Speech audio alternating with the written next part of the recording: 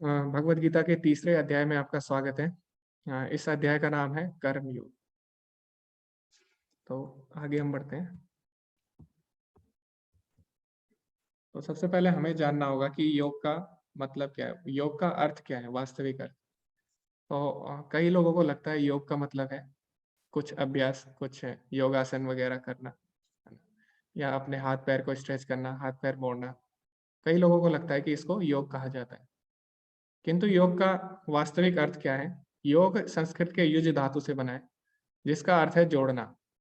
जैसे कि मैं बोलूं कि 5 और 3 का योग कितना होता है, तो आप बोलोगे 8। तो योग का मतलब होता है जोड़ना, ठीक है। तो भगवत गीता में योग का अर्थ क्या है? भगवान से जुड़ना, है ना? भगवान से जो हमें जोड़ता है। तो कर्म योग का अर्थ क्या हुआ कि कैसे हम कर्म के द्वारा भगवान से जुड़ सकते हैं, ठीक है। तो कर्म योग का वास्तविक मतलब है भगवान से, भगवान के लिए कर्म करना। तो जैसे कि यहाँ पे बताया गया है, कर्म योग का तात्पर्य इंद्रिय भोग से रहित होकर परमेश्वर को खुश करना और उनकी दिव्य सेवा करना है। तो आगे बढ़ते हैं। तो 3 तरह के कर्म होते हैं, ये हम चौथे अध्याय में इसके बारे में विस्तार से पढ़ेंगे। तो पहले जो होते हैं वो होते हैं अच्छे कर्म। अच्छे कर्म यानी पुण्य कर्म, पुण्य कर्म करना। उसके बाद कुछ होते हैं बुरे कर्म करना, पाप कर्म जिन्हें बोलते हैं। तो अच्छे कर्म क्या होते हैं? जो शास्त्रों के अनुसार जिन्हें पुण्य कर्म बोला गया है। और बुरे कर्म क्या होते हैं? जो शास्त्रों के आदेशों के बिल्कुल विपरीत होते हैं। और फिर तीसरे तरह के जो कर्म होते हैं जिन्हें अकर्म बोला जाता है, वो होते हैं भक्ति में कर्म, ठीक है। तो कल भी किसी प्रभु जी ने एक क्वेश्चन पूछा था कि हम लोग पुण्य कर्म करते हैं तो इसका क्या होता है। तो कई लोग बोलते हैं हम अच्छे काम कर रहे हैं, हम अच्छे से समाज में रहते हैं, हम दान पुण्य कर रहे हैं, तो फिर हमें भक्ति की क्या आवश्यकता है? हम पुण्य कर्म करके भी तो जीवन अपना व्यतीत कर सकते हैं अच्छे से, अच्छे समाज में हम रह सकते हैं। तो फिर आखिर भक्ति की आवश्यकता ही क्यों है? तो भगवान इस अध्याय में आपको उसका उत्तर देंगे कि आखिर भक्ति क्यों जरूरी है, ठीक है। तो अर्जुन क्या पूछता है? अर्जुन उवाच जयसि चेत कर्मणस्ते मता बुद्धिर्जनार्दन तत्किं कर्मणि घोरे मां नियोजयसि केशव।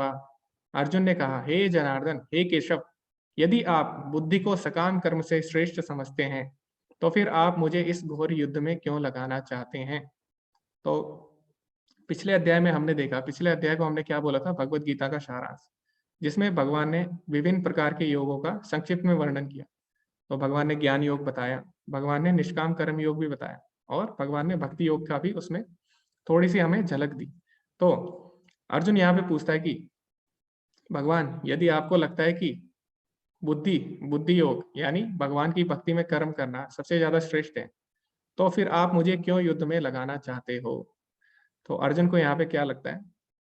अर्जुन को लगता है कि भक्ति अलग है और युद्ध अलग है, ठीक है। अर्जुन को लग रहा है कि भक्ति करना अलग है और युद्ध करना अलग है। तो यहाँ पे प्रभुपाद जी तात्पर्य में बोलते हैं कि कई लोग भक्ति को जड़ता समझ लेते हैं, अर्थात कई लोग समझते हैं कि भक्ति मतलब कुछ ना करना, ठीक है।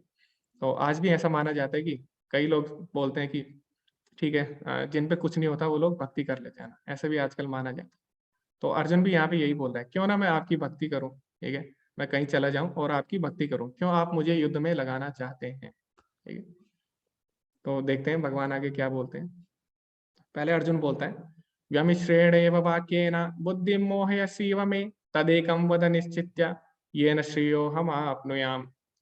आपके व्यमिश्रित अनेकार्थक उपदेशों से मेरी बुद्धि मोहित हो गई है, अतः कृपा करके निश्चय पूर्वक मुझे बताएं कि इनमें से मेरे लिए सर्वाधिक श्रेयस्कर क्या होगा। तो अर्जुन बोला है यहाँ पे, आपने इतने उपदेश दे दिए हैं मुझे एक साथ कि अब मैं असमंजस में आ गया हूँ और मैं तय नहीं कर पा रहा हूँ क्या सही है क्या गलत। आपने मुझे इतने ही मार्ग बता दिए हैं, तो आप मुझे बताए कि मेरे लिए श्रेयस्कर क्या होगा। तो यहाँ पे अर्जुन दोबारा भगवान से क्या पूछ रहा है? श्रेयस क्या होगा, वो आप मुझे बताइए जो मेरे लिए श्रेयस्कर है। तो किसी को पता है श्रेयस क्यों बोल रहा है अर्जुन? किसी को पता है श्रेयस? हमने बताया था ना, श्रेयस और प्रेयस दो चीजें होती है। आप हैंड रेज कर सकते हैं किसी को पता है तो। ओके, नदिया माता जी ने हैंड रेज किया सबसे पहले। जी माता जी, हरे कृष्णा। हरे कृष्णा प्रभु जी। जी जी प्रभु जी, आपने प्रेयस से बताया था जो हमें उचित लगता है हमारी बुद्धि के अनुसार, और प्रेयस वो होता है जो हमारे लिए अच्छा होता है, जो हमारे माता पिता या भगवान हमारे लिए सोचते हैं। जी। ओके, तो मंत्रिता भी कुछ बोलना चाहती है। हरे कृष्ण मंत्रिता।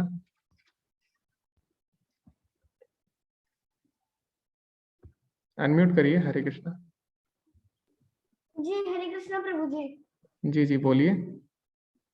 प्रभु जी, श्रेयस का मतलब होता है जो हमारे लिए अच्छा हो, जो हमारे लिए सबसे अच्छा हो, और प्लेयर्स जो अभी के लिए अच्छा हो। ओके, बहुत ही अच्छे। हरे कृष्णा प्रभु जी। और किसी ने हैंड रेस किया है? ध्रुव ने। हरे कृष्णा ध्रुव। कृष्णा। हाँ, आप भी कुछ बोलना चाहते हैं? हाँ। जी। श्रेयस का मतलब होता है कि हम्म, गौतम लोग ना अच्छा ही रहे। हाँ, लॉन्ग टर्म के लिए अच्छा होता है। और प्रेयर्स का मतलब होता है सिर्फ अभी के लिए अच्छा होता है। ओके, बहुत ही अच्छे ध्रुव। तो ध्रुव भी ध्यान से सुन रहे हैं। तो दो चीजें बताई थी हमने, श्रेयस और प्रेयस। प्रेयस मतलब जो चीजें हमें अभी सही लगती है अपनी बुद्धि के हिसाब से, और दूसरा होता है श्रेयस, यानी जो लंबे समय के लिए हमारे लिए उचित है। तो अर्जुन यहाँ पे ये पूछ रहा है कि आप मुझे वो बताइए जो मेरे लिए श्रेयस करें। अर्जुन बार बार श्रेयस पूछ रहा है, ठीक है। तो हमें भी ये सीखना चाहिए इससे। अर्जुन हर बार श्रेयस श्रेयस बोलता है ना। तो जैसे दूसरे अध्याय के 7वें श्लोक में भी अर्जुन ने क्या बोला, यत् श्रेयस यात निश्चितम ब्रूहि तन्मे, यानी जो मेरे लिए श्रेयस्कर हो वो आप मुझे बताइए। और यहाँ पे भी अर्जुन श्रेयस पूछ रहा है। तो इसका अर्थ ये है कि हमें जीवन में अपने श्रेयस देखना चाहिए, ना कि प्रेयस, ठीक है। इससे हमें ये सीखने को मिलता है। तो आगे देखते हैं भगवान इसका क्या उत्तर देते हैं। श्री भगवान उवाच लोकेऽस्मिन् द्विविधा निष्ठा पुरा प्रोक्ता मया नघ ज्ञान योगेन सांख्यानाम कर्म योगेन योगिनाम। श्री भगवान ने कहा, हे निष्पाप अर्जुन, मैं पहले ही बता चुका हूं कि आत्म साक्षात्कार का प्रयत्न करने वाले दो प्रकार के पुरुष होते हैं। कुछ इसे ज्ञान योग द्वारा समझने का प्रयत्न करते हैं, तो कुछ भक्तिमय सेवा के द्वारा। तो भगवान बताते हैं दोनों ही मार्ग हैं भगवत प्राप्ति के। कुछ लोग ज्ञान योग द्वारा मेरे तक आते हैं, और कुछ लोग भक्ति में सेवा करके मेरे तक आते हैं। तो आगे भगवान बताते हैं फिर क्या। अब यहाँ पे अर्जुन पूछता है भगवान से, तद एकम वदा, यानी मुझे एक चीज बताइए, है ना। मैं असमंजस में आ चुका हूँ, ज्ञान योग का रास्ता चुनूं या फिर भक्ति योग का रास्ता चुनूं। तो इस प्रकार अर्जुन असमंजस में आ जाता है। तो अब होता क्या है दोनों रास्तों में, तो एक ज्ञान योग का मार्ग होता है सांख्य योग का। तो उसमें क्या होता है, उसमें हम 24 तत्वों का अध्ययन करते हैं सांख्य योग में। तो हम बोलते हैं हम हाथ नहीं है, हम पैर नहीं है, ठीक है। इस प्रकार हम घूम फिर के लास्ट में इस निर्णय पे आते हैं कि हम लोग शरीर नहीं है, आत्मा है, ठीक है। उसके बाद हमें जब पता लगता है कि हम शरीर नहीं है, आत्मा है, उसके बाद हमें क्या करना है, भगवान की सेवा करनी होती है ना। तो कई लोग होते हैं उनको पता लगता है कि हम शरीर नहीं है, हम आत्मा है, ठीक है, अहम ब्रह्मास्मि, यानी हम दिव्य हैं। तो वो क्या करते हैं, वो चुपचाप बैठ जाते हैं और ध्यान करने लग जाते हैं, ठीक है। अब वो बार बार इसी को रिपीट करते हैं, अहम ब्रह्मास्मि, अहम ब्रह्मास्मि, ठीक है। तो लेकिन इसको बोलने से क्या होगा, है ना। अब हमें पता लग गया कि हम शरीर नहीं है, आत्मा है, तो हमें क्या करना है, भगवान की सेवा करनी होती है। जैसे कि मान लो किसी ने एडमिशन लिया, ठीक है, इंजीनियरिंग कॉलेज। तो ये बोलने से कि मैं इंजीनियर हूँ, मैं इंजीनियर हूँ, ऐसे बोलने से उसको डिग्री नहीं मिलेगी, है ना। उसको क्लास में जाना पड़ेगा, ठीक है, असाइनमेंट करने पड़ेंगे, सब कुछ करना पड़ेगा, परीक्षा देनी पड़ेगी, फिर उसको डिग्री मिलती है। इसी प्रकार केवल ये जानने से कि हम शरीर नहीं है, हम आत्मा है, इससे कुछ नहीं होगा। हमें क्या करना होगा, हमें भगवान की सेवा करनी होगी, ठीक है। तो ये जो ज्ञान मार्ग है, ये इसमें बहुत ज्यादा समय लग जाता है। तो भगवान आगे बताएंगे 7वें अध्याय के 19वें श्लोक में भगवान बोलते हैं, बहुनाम जन्मनाम अन्ते ज्ञानवान माम प्रपद्यते वासुदेवा सर्वमिति स महात्मा सुदुर्लभ। यानी जो ज्ञान के मार्ग द्वारा मेरे तक आना चाहते हैं अपनी बुद्धि के द्वारा, उनको मुझ तक पहुंचने में बहुत जन्म लग जाते हैं। बहुनाम जन्मनाम अन्ते, और वासुदेवा सर्वमिति स महात्मा सुदुर्लभ। ऐसे महात्मा बहुत ही दुर्लभ है जो कि ये जानते हैं वासुदेव भगवान कृष्ण ही सब कुछ है। तो जो ज्ञान का मार्ग है वो बहुत लंबा मार्ग है। अब दूसरा मार्ग है भक्ति का मार्ग। तो भक्ति के मार्ग में हम क्या करते हैं, भक्ति के मार्ग में हम तुरंत ही भगवान के लिए कार्य करना आरंभ कर देते हैं, ठीक है। और जब हम भगवान के लिए कार्य करना आरंभ कर देते हैं, तो जो ज्ञान है, जो दिव्य ज्ञान है, वो हमारे हृदय में स्वतः प्रकाशित हो जाता है। तो भगवान बोलते हैं, ददामि बुद्धि योगम तम येन माम उपयन्ति ते तेषां सतत युक्तानां भजतां प्रीति पूर्वकम ददामि बुद्धि योगम तम येन माम उपयन्ति। तो भगवान बोलते हैं जो मेरी भक्ति करता है, ठीक है, मेरे लिए कर्म करता है, तो उसको मैं बुद्धि देता हूँ जिससे वो मेरे तक पहुंच पाए। तो दोनों मार्ग है, एक ज्ञान मार्ग है, ठीक है, उसमें भी हमें भगवान की सेवा करनी होती है लास्ट में, और भक्ति मार्ग में भी हम भगवान की सेवा में जुट जाते हैं। लेकिन ज्ञान मार्ग में क्या होता है, ज्ञान मार्ग में हम पहले अपने आप को शुद्ध करते हैं, अपने हृदय को शुद्ध करते हैं, उसके बाद हम भगवान की सेवा में लगते हैं, ठीक है। लेकिन जो भक्ति मार्ग है उसमें क्या होता है, भक्ति मार्ग की जो विधि है, प्रक्रिया है, उसमें उसकी प्रक्रिया ऐसी है कि उसको करते करते ही हम शुद्ध होते हैं, ठीक है। उसके चाहे पहले हमारी अवस्था कैसी भी हो, अगर हम भक्ति आरंभ कर देते हैं तो हम क्या होता है उसमें धीरे धीरे शुद्ध होते रहते हैं। तो जैसे कि किसी को कोई बीमारी है, तो किसी को कोई बीमारी है तो उसको हम ये नहीं बोलेंगे पहले तुम ठीक हो जाओ फिर दवाई लो, है ना। वो क्या करेगा, दवाई लेगा और धीरे धीरे ही सही होता रहता है। इसी प्रकार भक्ति भी है, पहले हम कितने भी हम बुरे कर्म करते हो, कितना भी हमारा हृदय शुद्ध ना हो, तो क्या करते हैं हम, जैसे जैसे भक्ति करते हैं वो शुद्ध होता जाता है धीरे धीरे। तो इसीलिए भगवान ने यहाँ पे 2 मार्ग बता दिए, ठीक है। तो आगे भगवान क्या बोलते हैं, अब उन लोगों का क्या होता है जो क्या करते हैं, जो किसी कारणवश अपने कर्तव्य से विमुख होकर जो क्या करते हैं, संन्यास यानी कर्मों का त्याग कर देते हैं। यानी आपने कई लोग देखे होंगे, वो क्या करते हैं, अपने भौतिक जीवन से तंग आ जाते हैं और इसीलिए वो भक्ति को चुनते हैं, ठीक है। वो इसलिए नहीं चुन रहे कि उन्हें भगवान की सेवा करनी, वो इसलिए सब कर्मों का त्याग कर देते हैं कि उनको लगता है कि हमसे ये जिम्मेदारियां नहीं हो पाएंगी, ठीक है? यानी भक्ति को वो जड़ता का बहाना बनाते। तो यहाँ पे अर्जुन क्या कर रहा है, अभी अर्जुन ने यही पूछा ना सबसे पहले कि क्यों ना मैं आपने बोला कि क्या करो, भक्ति करो, तो फिर मैं युद्ध क्यों करूं। तो अर्जुन यहाँ पे क्या कर रहा है, अर्जुन युद्ध से बचना चाह रहा है, अपने कर्तव्य से बचना चाह रहा है। तो ऐसे ही कई लोग करते हैं। तो भगवान उन लोगों के बारे में क्या बोलते हैं अभी, न कर्मणाम अनारंभात नैष्कर्म्य पुरुषश्नुते न च संन्यासनादेव सिद्धिं समधिगच्छति। भौतिकवादी मनुष्यों के हृदयों को विमल करने के लिए जिन कर्मों का विधान किया गया है उनके द्वारा शुद्ध हुआ मनुष्य ही संन्यास ग्रहण कर सकता है। शुद्धि के बिना संन्यास ग्रहण करने से सफलता नहीं मिल पाती। हृदय की शुद्धि के बिना संन्यास सामाजिक व्यवस्था में उत्पात उत्पन्न करता है। दूसरी ओर यदि कोई नियत कर्मों को ना करके भी भगवान की दिव्य सेवा करता है तो वह उस मार्ग में जो कुछ भी उन्नति करता है उसे भगवान स्वीकार कर लेते हैं। इसी को क्या बोला जाता है, बुद्धि योग। तो जैसे मैंने पहले भी बताया था कि भक्ति योग संन्यास हम तब तक नहीं ले सकते, तब तक हम सारी चीजें नहीं त्याग कर सकते जब तक हमारा हृदय शुद्ध ना हो, ठीक है। और लेकिन जो भक्ति का मार्ग है उसमें क्या होता है, उसमें हम भक्ति करते करते ही हम शुद्ध होते रहते हैं। लेकिन फिर ऐसे मनुष्यों का क्या होता है, जो लोग बिना हृदय शुद्ध हुए सब चीज त्याग देते हैं, ठीक है, उनका क्या होता है वो भगवान आगे बताएंगे। कर्मेन्द्रियाणि संयम्य या आस्ते मनसा स्मरण इंद्रियार्थान विमूढ़ात्मा मिथ्याचार स उच्यते। तो भगवान क्या बोलते हैं ऐसे लोगों को, जो कर्मेंद्रियों को वश में तो करता है किंतु जिसका मन इंद्रिय विषयों का चिंतन करता रहता है वह निश्चित रूप से स्वयं को धोखा देता है और मिथ्याचारी कहलाता है। तो भगवान बोलते हैं ऐसा व्यक्ति जो सारे कर्म त्याग देता है, ठीक है, उसका हृदय अभी शुद्ध नहीं हुआ है लेकिन वो क्या करता है, सारे कर्म त्याग देता है ना? और लेकिन अभी मन ही मन में क्या है, मन ही मन में वो विषयों के बारे में सोचता रहता है। बाहर से तो उसने सब चीज त्याग दी है लेकिन अभी भी मन ही मन में उसके वो चीजें चल रही होती हैं। तो ऐसा व्यक्ति क्या कहलाता है, मिथ्याचारी कहलाता है। तो आपने देखा होगा कई लोग होते हैं वो क्या करते हैं, जब परेशान हो जाते हैं, ठीक है, भौतिक जिम्मेदारियों से, तो वो लोग हिमालय चले जाते हैं।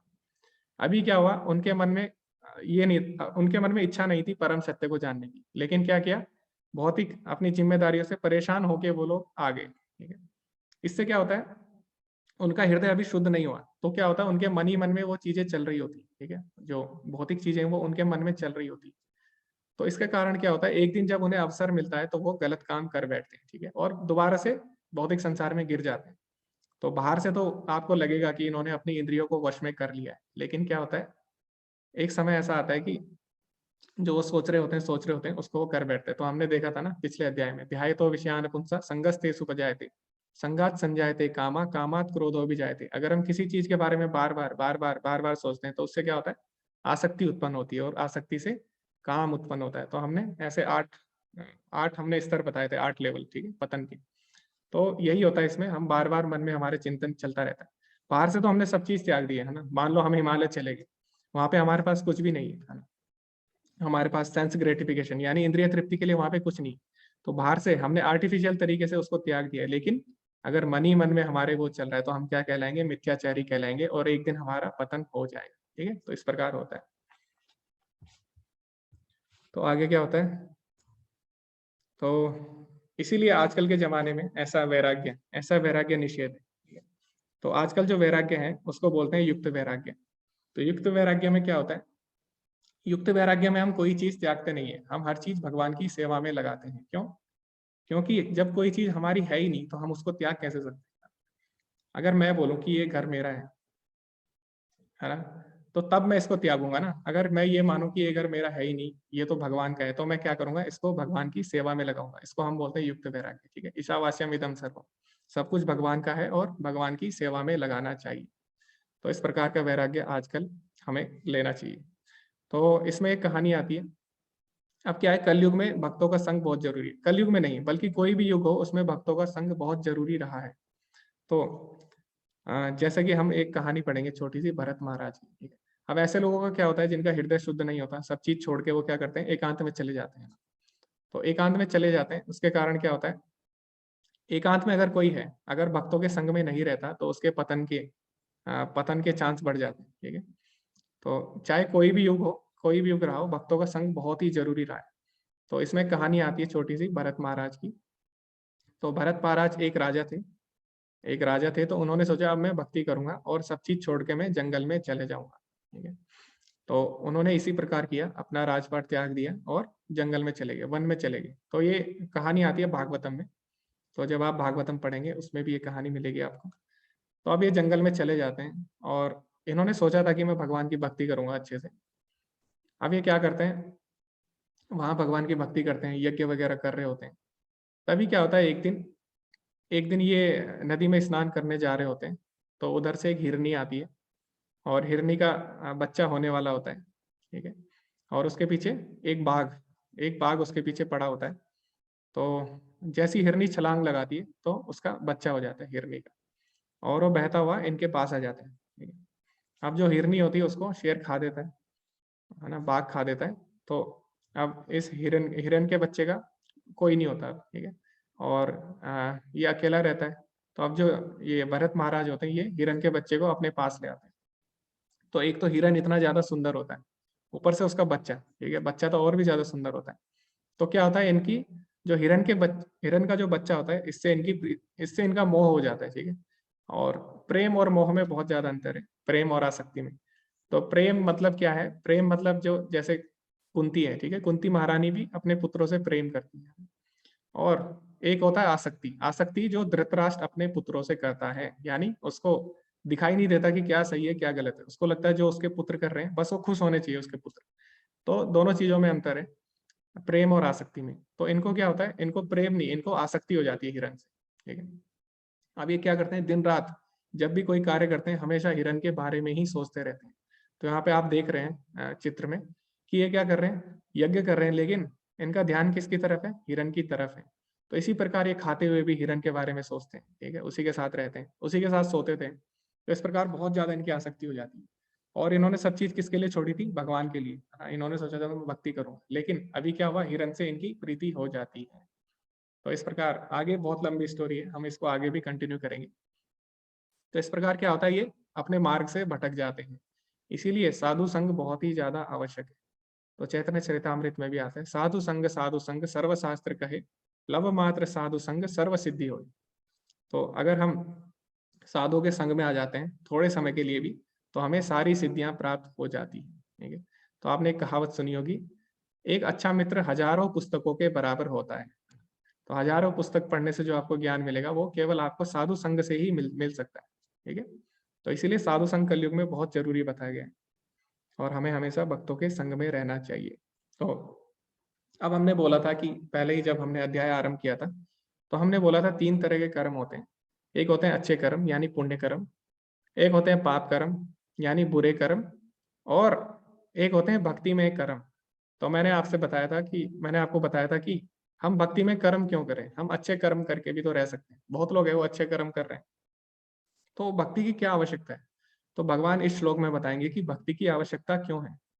तो भगवान क्या बोलते हैं, यज्ञार्थात कर्मणो अन्यत्र लोकोयम कर्म बंधना तदर्थम कर्म कौन्तेय मुक्त संगः समाचरा। तो भगवान क्या बोलते हैं, श्री विष्णु के लिए यज्ञ रूप में कर्म करना चाहिए, अन्यथा कर्म के द्वारा इस भौतिक जगत में बंधन उत्पन्न होता है। अतः हे कुंती पुत्र, उसकी प्रसन्नता के लिए अपने नियत कर्म करो, इस तरह तुम बंधन से सदा मुक्त रहोगे। तो प्रभुपाद जी क्या लिखते हैं तात्पर्य में, अतः भगवान विष्णु की प्रसन्नता के लिए कर्म करना चाहिए। इस जगत में किया जाने वाला अन्य कोई कर्म बंधन का कारण होगा, क्योंकि अच्छे तथा बुरे कर्मों के फल होते हैं और कोई भी फल कर्म करने वाले को बांध लेता है। अतः कृष्ण यानी विष्णु को प्रसन्न करने के लिए कृष्ण भावना भावित होना होगा, और जब तक कोई ऐसा कर्म करता है तो वह मुक्त दशा को प्राप्त रहता है। यही महान कर्म कौशल है और प्रारंभ में इस विधि में अत्यंत कुशल मार्गदर्शन की आवश्यकता होती है। तो इसको हम समझेंगे थोड़ा और विस्तार से। तो क्या होता है, जो भी हम पुण्य करते हैं या पाप करते हैं, दोनों के फल होते हैं, दोनों के रिएक्शन होते हैं, ठीक है। तो अगर आप पाप करते हो तो उसका क्या मिलेगा आपको, बुरा बुरा कर्म करोगे तो आपको बुरा फल मिलेगा, ठीक है। और आप अच्छा कर्म करोगे तो आपको अच्छा फल उसका मिलता है। लेकिन दोनों से ही क्या होगा, दोनों से ही आप इस संसार से मुक्त नहीं होते, ठीक है। तो अगर आप अच्छे कर्म करते हो तो उससे क्या होता है, उससे आपको स्वर्गलोक मिलेगा कुछ समय के लिए, है ना। हो सकता है आप स्वर्गलोक चले जाओ, लेकिन स्वर्गलोक में भी आप उतने ही समय रहोगे जितना आपने अच्छा कर्म किया। तो जैसे जैसे आप शॉपिंग करने जाते हो ना, तो मान लो आपके पास 1 लाख रुपए, तो आप 1 लाख रुपए की ही शॉपिंग कर सकते हो ना, उससे ज्यादा नहीं कर सकते। तो इसी प्रकार जितना आप पुण्य कर्म करते हो तो उससे क्या होता है, उससे आपको उच्च लोक मिलते हैं, उच्च लोकों की प्राप्ति होती है, स्वर्गलोक की।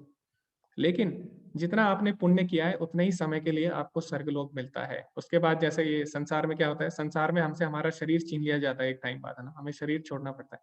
उसी प्रकार स्वर्गलोक में भी जो हमें दिव्य शरीर मिलता है भोग के लिए, वो हमें त्यागना पड़ता है और दोबारा मृत्यु लोक में आना पड़ता है, ठीक है।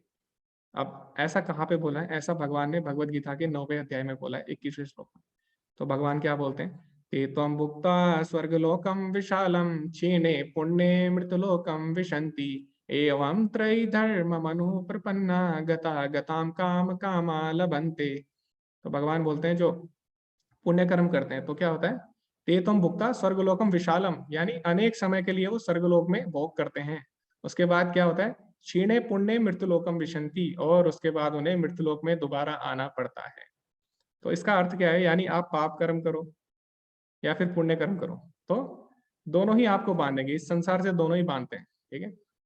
तो यहाँ पे भगवान क्या बोल रहे हैं, दोनों से ऊपर उठो, यानी भक्ति में कर्म करो। तो भक्ति में अगर हम कर्म करते हैं तो हम दोनों से ऊपर उठ जाते हैं, पाप पाप और पुण्य दोनों से ऊपर उठ जाते हैं। तो उससे क्या होगा, इस संसार के बंधन में नहीं फंसते हैं, ठीक है। तो कई लोग सोचते हैं अगर हम पुण्य करेंगे तो हमारे पाप खत्म हो जाते हैं, ऐसा बिल्कुल भी नहीं होता, ठीक है। ऐसा नहीं होता कि आप पुण्य करोगे तो आपके पाप खत्म हो जाएंगे। जैसे कि मान लो आपने क्या किया, आप गाड़ी चला रहे हो, ठीक है, और आपका चालान कट गया, है ना। तो और फिर आपने क्या किया, कोई अच्छा काम कर दिया, तो अच्छे काम के लिए सरकार आपको अच्छा इनाम देगी, और आप गलत काम करोगे तो उसके लिए गलत। तो इससे ये नहीं होता कि आप अच्छा काम करोगे तो उससे बुरा कर्म कट जाएगा, ऐसा नहीं होता, ठीक है। पुण्य से पाप कर्म नहीं कटता, दोनों के आपको फल मिलते हैं। तो लेकिन दोनों से अगर हमें बाहर निकलना है पाप पुण्य से, तो उसका एक ही तरीका है, क्या, भगवान की शरणागति। तो जब तक हम भगवान की शरणागति नहीं लेंगे हम पाप पुण्य में फंसे रहते हैं। तो ऐसा भगवान कहाँ पे बोलते हैं, भगवत गीता के 18वें अध्याय में बोलते हैं, सर्वधर्मान परित्यज्य मामेकम शरणं व्रज अहम त्वाम सर्व पापेभ्यो मोक्षयिष्यामि मा शुचः। तो भगवान बोलते हैं सर्वधर्मान परित्यज्य माम एकम, यानी केवल मेरी एक शरण में आओ, ठीक है, तो मैं क्या करूंगा, तुम्हें सारे पापों से मुक्त कर दूंगा, ठीक है। तो माम एकम यानी भगवान बोलते हैं केवल एक ही तरीका है, मेरी शरणागति। तो भगवान का एक नाम क्या है, मुकुंद, है ना। तो मुकुंद मतलब क्या होता है, मुक्ति देने वाला। तो केवल भगवान ही क्या कर सकते हैं, हमें पाप और पुण्य से मुक्ति दे सकते हैं। तो यहाँ पे भगवान यही बोल रहे हैं अर्जुन को कि तुम मेरे लिए कर्म करो। तुम युद्ध किसके लिए कर रहे हो, मेरे लिए कर्म कर रहे हो, इसीलिए क्या होगा, ना तुम पाप में फंसोगे ना पुण्य में, ठीक है। तो ये हमें समझना है इससे। अब हम आगे बढ़ते हैं। तो भगवान बोलते हैं कर्म तो तुम्हें करना ही पड़ेगा, कर्म तो सबको ही करना पड़ता है, चाहे वो सन्यासी हो, सन्यासी को भी कर्म करना पड़ता है, ठीक है। और कर्म किए बिना तो हम बिल्कुल भी एक भी क्षण हम नहीं रह सकते, है ना। तो इसमें भगवान यही बताते हैं कि हमें भौतिक संसार में भी अगर हमें रहना है, ठीक है, भौतिक जीवन भी व्यतीत करना है, उसके लिए भी हमें कर्म करना पड़ता है। कैसे, तो भगवान इस श्लोक में बताते हैं, अन्नाद भवन्ति भूतानि पर्जन्याद अन्न संभवः यज्ञाद भवति पर्जन्यो यज्ञा कर्म समुद्भवः। सारे प्राणी अन्न पर आश्रित हैं जो वर्षा से उत्पन्न होता है, वर्षा यज्ञ संपन्न करने से होती है और यज्ञ नियत कर्मों से उत्पन्न होता है। तो इसको हम समझते हैं। तो सारे प्राणी किस पे आश्रित हैं, अन्न पे, है ना। तो अन्न किससे उत्पन्न होता है, वर्षा से।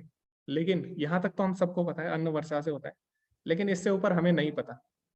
तो भगवान इससे आगे भी बताते हैं। वर्षा कैसे होती है? वर्षा होती है यज्ञ से, ठीक है। तो पहले जमाने में या फिर अभी भी आपने देखा होगा कई जगह वर्षा नहीं होती, तो यज्ञ किए जाते हैं, ठीक है। और यज्ञ करने से क्या होता है, वहां पे वर्षा हो जाती है। तो आजकल के जमाने में कौन सा यज्ञ श्रेष्ठ बताया गया है? संकीर्तन यज्ञ। तो एक जगह हुआ था ऐसा, एक बार वर्षा नहीं हो रही थी, तो वहां पे भक्तों ने क्या किया, संकीर्तन किया खूब। तो वहां पे जब बारिश हुई तो मतलब ना तो बाढ़ आई ना तो ज्यादा बारिश हुई। कभी कभी क्या होता है, ज्यादा बारिश से बाढ़ भी आ जाती है, और ना ही बहुत ही कम बारिश हुई। तो वहां पे बिल्कुल बराबर जितनी बारिश चाहिए थी उतनी ही बारिश हुई, ठीक है। तो वर्षा कैसे होती है? वर्षा होती है यज्ञ से। और यज्ञ कैसे होते हैं? यज्ञ हमारे नियत कर्तव्य से होते हैं। और कर्तव्य हम कैसे निर्धारित करते हैं? जो हमारे वैदिक शास्त्रों के अनुसार है, ठीक है। और वैदिक शास्त्र किससे आते हैं? भगवान से, ठीक है। तो हम इनडायरेक्टली अगर हम देखें तो हम किस पे निर्भर हैं? पूरी तरह से भगवान पे निर्भर हैं।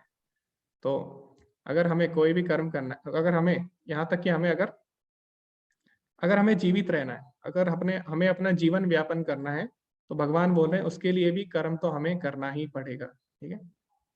तो लेकिन हम क्या करते हैं? अगर हम कर्म कर रहे हैं, केवल कर्म कर रहे हैं, है ना, तो ये साइकिल पूरी नहीं होगी, ये जो चक्र है ये पूरा नहीं होगा।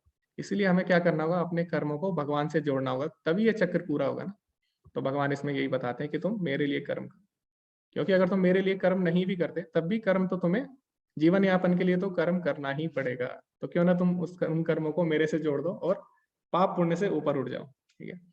तो आपने देखा होगा जब आप गंगा में स्नान करने जाते हो तो क्या करते हैं हम उसमें? गंगा में स्नान करने जाते हैं तो गंगा का पानी हम क्या करते हैं? गंगा को ही अर्पित कर देते हैं। तो गंगा को तो कोई फर्क नहीं पड़ता, लेकिन उससे क्या हो जाता है? हम शुद्ध हो जाते हैं। इसी प्रकार भगवान के लिए हम कर्म करते हैं, ठीक है। तो भगवान तो पहले से ही क्या है? पवित्र है। लेकिन अगर हम भगवान के लिए कर्म करते हैं तो उससे क्या होता है? हमारा हृदय शुद्ध हो जाता है, ठीक है। हम जो पाप पुण्य है उससे ऊपर उठ जाते हैं। तो सुना होगा आपने, तेरा तुझको अर्पण, वैसे ही। तो आगे हम बढ़ते हैं। तो इससे क्या होता है? अगर हम भगवान को अर्पित करके कर्म अगर करते हैं तो उससे क्या लाभ होगा, वो भगवान इस श्लोक में बताते हैं। यज्ञ शिष्टाशिनः संतो मुच्यन्ते सर्व किल विषय भुजन्ते ते त्वगम पापा ये पचन्ति आत्म कारणात्। भगवान के भक्त सभी प्रकार के पापों से मुक्त हो जाते हैं, क्योंकि वे यज्ञ में अर्पित किए गए भोजन को ही खाते हैं। अन्य लोग जो अपनी इंद्रिय सुख के लिए भोजन बनाते हैं वे निश्चित रूप से पाप खाते हैं। तो भगवान यहाँ पे क्या बोल रहे हैं? भगवान ने यहाँ पे उदाहरण दिया किसका? भोजन का।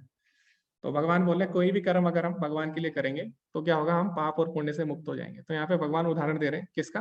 भोजन का। तो भोजन को अगर हम भगवान को अर्पित करके खाते हैं तो क्या होता है? उससे हम पापों से मुक्त हो जाएंगे, ठीक है। तो कई लोग क्या बोलते हैं? कई लोग बोलते हैं कि पेड़ पौधों में भी तो जीवन होता है, तो उनको खा के क्या पाप नहीं लगेगा? तो भगवान बोल रहे हैं हाँ पाप लगेगा, लेकिन तुम अगर क्या करोगे? आप अगर तुम उसे मुझे अर्पित करके खाओगे तो क्या होगा? तुम पाप से मुक्त हो जाओगे। तो कई लोग ऐसा बोल सकते हैं, अभी सोच सकते हैं अच्छा तो भगवान ने ऐसा बोला है कि मुझे अर्पित कुछ भी अर्पित करके खा सकते हो? नहीं, भगवान ने कुछ भी नहीं बोला है, ठीक है। तो भगवान को हम क्या क्या अर्पित करके खा सकते हैं वो भी भगवान ने बोला है, किसमें? 9वें अध्याय में बोला है, ठीक है। तो उसको हम विस्तार से 9वें अध्याय में समझेंगे कि क्या क्या हम भगवान को अर्पित करके ग्रहण कर सकते हैं। तो हर चीज खाने के लिए नहीं बनी होती है। जैसे कि जंगल में बहुत सारी लकड़ियां होती, लेकिन अगर कोई चंदन की लकड़ी पे खाना बना रहा है तो वो क्या होगा? मूर्ख होगा ना, क्योंकि हर लकड़ी खाना पकाने के लिए नहीं होती। चंदन की जो लकड़ी है उसका उपयोग अलग है, वो बहुत ही महंगी आती है ना। और अगर कोई उसको भी खाना बनाने के लिए इस्तेमाल करता है तो क्या होगा? उसे मूर्ख कहेंगे। इसी प्रकार संसार में बहुत सारी चीजें हैं, लेकिन सारी चीजें क्या है? खाने के लिए नहीं बनी हुई, ठीक है। क्या खाना है क्या नहीं खाना वो हमें शास्त्रों से पता लगेगा। और भगवान क्या बताते हैं खाने के बारे में वो हम आगे के अध्यायों में पढ़ेंगे, ठीक। तो यहाँ पे भगवान ने उदाहरण दिया। तो अभी क्वेश्चन ये आते हैं कि भगवान बोले मेरे लिए कर्म करो, यज्ञ के रूप में कर्म करो। तो यज्ञ क्या होते हैं? यज्ञ कई तरह के होते हैं, तो भगवान आगे बताएंगे। आगे वाले अध्याय में, चौथे अध्याय में भगवान बोलते हैं द्रव्य यज्ञ तपो यज्ञ योग यज्ञ तथा परे स्वाध्याय ज्ञान यज्ञ यतया संसिता व्रता। तो भगवान बोले ज्ञान यज्ञ है, तपो यज्ञ है, स्वाध्याय यज्ञ है। तो इस प्रकार अलग अलग तरह के यज्ञ होते हैं। और द्रव्य यज्ञ क्या होता है? द्रव्य यज्ञ होता है जिसमें हम अपना जो भौतिक पदार्थ है उसकी आहुति देते हैं। जैसे आजकल जो हम यज्ञ करते हैं तो जिसमें हम तिल डालते हैं, घी डालते हैं, तो ये द्रव्य यज्ञ में आता है, ठीक है, द्रव्य यज्ञ। तो अलग अलग तरह के यज्ञ होते हैं, लेकिन कलयुग में कौन सा यज्ञ हम करें? तो भागवतम में क्या आता है, यज्ञ संकीर्तना प्राय यजंती ही सुमेधसा। सुमेधसा, मेधसा मतलब होता है बुद्धिमान, और सुमेधसा मतलब होता है बहुत ज्यादा बुद्धिमान। तो इसमें ऐसा आता है भागवतम में कि जो बहुत ज्यादा बुद्धिमान लोग हैं वो कलयुग में क्या करेंगे, यज्ञ संकीर्तन प्राय, यानी यज्ञ संकीर्तन करेंगे, संकीर्तन यज्ञ करेंगे, यानी भगवान के पवित्र नाम का जप करेंगे। ठीक है, तो भगवान के पवित्र नाम का हम जप करेंगे कलयुग में। लेकिन अब प्रश्न ये आता है कि भगवान के तो अनेकों नाम है ना, भगवान के अनेकों नाम है, तो कलयुग में हम कौन से नाम का जप करें, कौन से जप नाम का जप श्रेष्ठ है। तो जैसे एक बीमारी होती है ना, एक बीमारी की हजारों दवाइयां होती है, लेकिन डॉक्टर क्या करता है, डॉक्टर उसकी जो सबसे उत्तम दवाई होती है, जो उस परिस्थिति में अभी सबसे उत्तम है, वो आपको दवाई देगा। हालांकि उसकी दवाई बहुत सारी है, लेकिन आपकी परिस्थिति के अनुसार आपको वो दवाई देता है। ठीक है, इसी प्रकार भगवान के अनंत नाम है ना? लेकिन कलयुग के लिए जो स्पेशल है, कलयुग के लिए खास जो है, वो कौन सा है, हरे कृष्ण महामंत्र। ठीक है, और ऐसा हम नहीं बोलते हैं, ऐसा कौन बोलता है, ऐसा हमारे शास्त्र बोलते हैं। तो जो कली संतरण उपनिषद है उसमें क्या आता है, उसमें ब्रह्मा जी क्या बोलते हैं, हरे कृष्ण कृष्ण कृष्ण हरे हरे, हरे राम राम राम हरे हरे, इति षोडशक नाम नाम कली कलमसनाशनम न त परतर उपाय सर्व वेदेषु दृश्यते। तो भगवान, तो जो ब्रह्मा होते हैं वो क्या बोलते हैं, ब्रह्मा जी बोलते हैं कि जो हरे कृष्ण महामंत्र है, इति षोडशक नाम नाम, यानी जो 16 शब्दों का जो नाम है, 16 शब्दों का जो मंत्र है, कली कलमस नाशनम, ये कलयुग में कलमशों का नाश करने वाला है।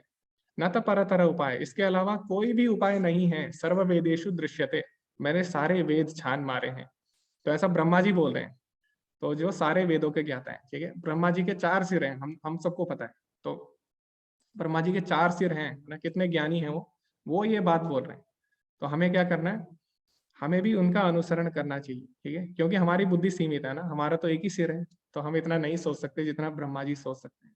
तो ब्रह्मा जी स्वयं बोलते हैं कि हमें क्या करना चाहिए, कलयुग में हरे कृष्ण महामंत्र का जप करना चाहिए। ठीक है, और कलयुग में क्या किया, कलयुग में हरे कृष्ण महामंत्र का आरंभ किसने किया, किसने उसका प्रचार किया, चैतन्य महाप्रभु ने उसका प्रचार किया। अपने अपने जो पार्षद है उनके साथ मिलकर उन्होंने हरे कृष्ण महामंत्र का प्रचार किया। तो हम क्या करते हैं, सबसे पहले उन्हें प्रणाम करते हैं। ठीक है, कैसे, जय श्री कृष्ण चैतन्य प्रभु नित्यानंद श्री अद्वैत गदाधर श्रीवासादि गौर भक्त वृंदा। तो हम चैतन्य महाप्रभु और उनके सारे जितने भी पार्षद हैं उनको हम प्रणाम करते हैं। उसके बाद हम हरे कृष्ण महामंत्र आरंभ करते हैं। तो आप सभी लोग आरंभ कर सकते हैं, और सिंपल है, कलयुग में हम क्या कर सकते हैं, हरे कृष्ण महामंत्र का यज्ञ कर सकते हैं और भगवान से जुड़ सकते हैं। तो 108 बार आपको हरे कृष्ण महामंत्र का जप करना है। ठीक है, और 108 बार अगर आप करते हैं तो उसको एक माला बोलते हैं, एक राउंड। तो अभी आप सब लोग एक राउंड की आप शुरुआत कर सकते हैं अभी से, आज से। ठीक है, तो कैसे करना है वो भी मैं लास्ट में बताऊंगा कक्षा के अंत में। ओके, तो हम आगे बढ़ते हैं। सिंपल, और भगवान भगवत गीता में भी बोलते हैं आगे 10वें अध्याय में, यज्ञा नाम जप यज्ञो अस्मि, यानी समस्त प्रकार के यज्ञों में मैं जप यज्ञ हूँ। तो जप यज्ञ सभी प्रकार के यज्ञ में सबसे श्रेष्ठ है। तो इसीलिए कलयुग में क्या करना है, हमें जप यज्ञ करना है, हरिनाम संकीर्तन का जप करना है। ओके, अब हम आगे बढ़ते हैं।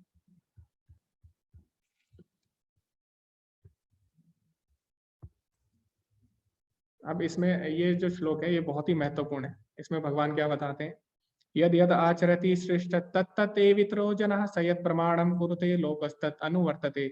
महापुरुष जो जो आचरण करता है, सामान्य व्यक्ति उसी का अनुसरण करते हैं। वह अपने अनुसरणीय कार्यों से जो आदर्श प्रस्तुत करता है, संपूर्ण विश्व उसी का अनुसरण करता है। तो भगवान अर्जुन को क्या बोल रहे हैं कि महापुरुष जो महान लोग हैं वो जैसा आचरण करेंगे तो सामान्य व्यक्ति भी उसी आचरण का अनुसरण करेंगे। और इनमें कौन आता है, श्रेष्ठ पुरुषों में कौन आता है, माता पिता, या फिर जो ऊंचे पद पे अधिकारी है, या फिर गुरु। ठीक है, तो ये लोग जैसा आचरण करते हैं पूरा समाज वैसा ही आचरण करेगा।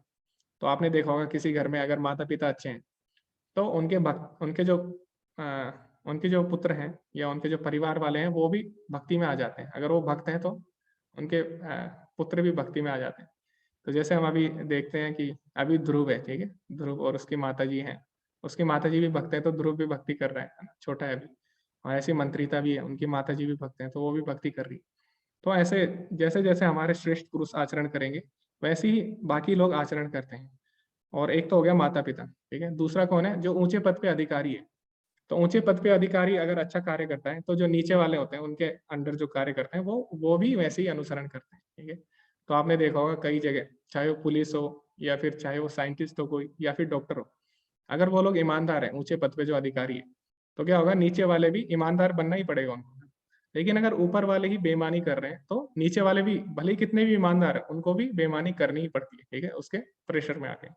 तो इसीलिए जैसे जैसा श्रेष्ठ लोग आचरण करते हैं वैसे वैसे नीचे वाले लोग भी करते हैं, सामान्य लोग भी करते हैं। और तीसरा मैंने बताया था गुरु। ठीक है, अगर कोई गुरु है वो अगर गलत कार्य करता है तो वो अपने छात्र को समझाएगा कैसे कि तुम गलत कार्य मत करो। अगर गुरु किसको बोलता है, किसी को बोलता है कि ये कार्य करना गलत है, लेकिन अगर वो खुद वो कार्य कर रहा है तो अपने छात्र को समझा नहीं सकता। इसीलिए इन तीन लोगों को, माता पिता और गुरुजन और जो ऊंचे पद पे अधिकारी है, इनको अच्छा आचरण करना चाहिए।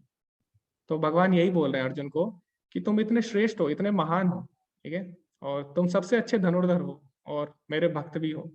और तुम अगर ऐसा बोलोगे कि मैं युद्ध नहीं करना चाहता, तो आगे क्या होगा, आगे जो सामान्य लोग हैं वो भी तुम्हारा अनुसरण करेंगे। वो बोलेंगे अरे अर्जुन ने युद्ध नहीं किया था तो मैं क्यों करूं, है ना, अर्जुन ने ये नहीं किया था तो मैं ये क्यों करूं।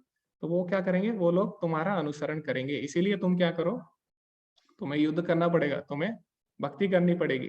अगर तुम मेरे लिए कर्म करोगे, अगर तुम भक्ति करोगे तो आगे जाके लोग भी तुम्हारा अनुसरण करेंगे। ठीक है, तो ये भगवान अर्जुन को बताते हैं। तो हमें इससे हमें एक और चीज सीखनी है कि हमें अपना जो श्रेष्ठ पुरुष है, यानी अपना जो आदर्श है, वो हमें अच्छे व्यक्तियों को चुनना है। ठीक है, तो क्योंकि हम जिस व्यक्ति को अपना आदर्श चुनेंगे हम उसी को फॉलो करेंगे। ठीक है, और वैसे ही बनने का प्रयास करते हैं ना। तो आपने देखा होगा कई लोग क्या करते हैं, बॉलीवुड में जो स्टार है, ठीक है, उनको अपना आदर्श चुन लेते हैं। तो जैसे जैसे वो करते हैं वैसे वैसे वो भी करते हैं। तो जैसे अभी कोई मूवी आती है उसमें कोई हेयर स्टाइल कर दिया उसने, तो बाकी लोग जो उनको फॉलो कर रहे हैं वो भी वैसे ही कर लेते हैं ना। और फिर क्या होता है, एक दिन वो डिप्रेशन में आ जाते हैं और एक दिन जो उनके फॉलोवर हैं ये भी डिप्रेशन में आ जाते हैं। ठीक है, तो ऐसे ही होता है। इसीलिए भगवान ये भी हमें यहाँ पे शिक्षा दे रहे हैं कि हमें अपना आदर्श श्रेष्ठ पुरुषों को चुनना है। ठीक है, क्योंकि श्रेष्ठ पुरुष जैसा आचरण करेंगे हम भी अगर वैसे ही आचरण करेंगे तो उससे क्या होगा, उसी में हमारी भलाई है ना। तो आगे बढ़ते हैं। आगे भगवान बोलते हैं, प्रकृते है क्रियमाणानि गुणे कर्माणि सर्वशः अहंकार विमूढ़ात्मा कर्ता हम इति मन्यते। जीवात्मा अहंकार के प्रभाव से मोहग्रस्त होकर अपने आप को समस्त कर्मों का कर्ता मान बैठता है, जबकि वास्तव में वे प्रकृति के तीनों गुणों द्वारा संपन्न किए जाते हैं। तो भगवान क्या बोलता है, जीवात्मा को लगता है कि मैं कार्य कर रहा हूं, लेकिन वास्तव में वो तीन गुणों के प्रभाव में कोई कार्य कर रहा है। तो वास्तव में कर्ता कौन है, तीन गुण। तो तीन गुण उसको नचा रहे हैं, लेकिन उसको लगता है कि मैं ही कार्य कर रहा हूँ। ठीक है, तो जैसे कोई व्यक्ति है, ठीक है, और उसको लग रहा है कि मैं कार्य कर रहा हूँ, मैं भोगी हूँ, मैं ही कार्य कर रहा हूँ, लेकिन उसको ये नहीं पता कि मैं तीन गुणों में फंस चुका हूँ। तो जैसे आपने देखा होगा, एक बच्चा है, ठीक है, एक बच्चा है और मान लो उसकी गली में कोई गुब्बारा बेचने वाला आता है। तो गुब्बारा बेचने वाला आता है तो वो क्या करता है, उसको गुब्बारे से बहुत ज्यादा आसक्ति है और वो गुब्बारा खरीद लेता है। और नहीं, वो गुब्बारा खरीदता नहीं है, वो अभी गुब्बारे वाले के पास जाता है। तो गुब्बारे वाला क्या करता है, जिधर जिधर जाएगा वो भी उधर उधर ही जाता है ना। और वो अगर ऐसे गुब्बारा करेगा तो वो उधर ही चले जाएगा, ऐसे करेगा उधर। तो गुब्बारे से आसक्ति होने के कारण गुब्बारे वाला क्या करता है, उसको नचाता है इधर से उधर, है ना, नचा सकता है आराम से।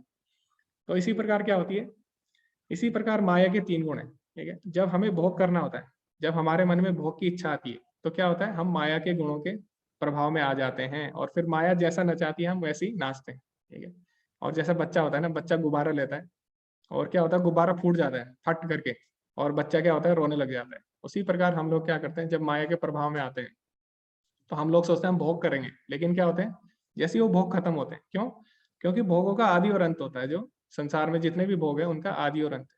तो भगवान आगे बोलेंगे 5वें अध्याय में, यही संस्पर्श जब होगा दुख योनिते आदि अंतवंत कौनतेया न तेषु रमते बुधा। तो भगवान बोलते हैं ऐसे भोग जिनका आदि और अंत है, बुद्धिमान लोग ऐसे भोगों में भाग नहीं लेते।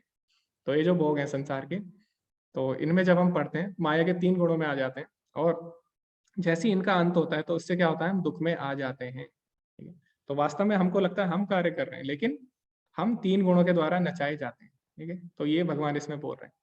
तो कई लोग सोचेंगे अच्छा अगर ऐसा है तो क्या हम जो भी गलत काम कर रहे हैं क्या उसके लिए फिर तीन गुण जिम्मेदार है, उसके लिए हम जिम्मेदार नहीं है? नहीं, ऐसा नहीं है। उसके लिए हम ही लोग जिम्मेदार है। क्यों?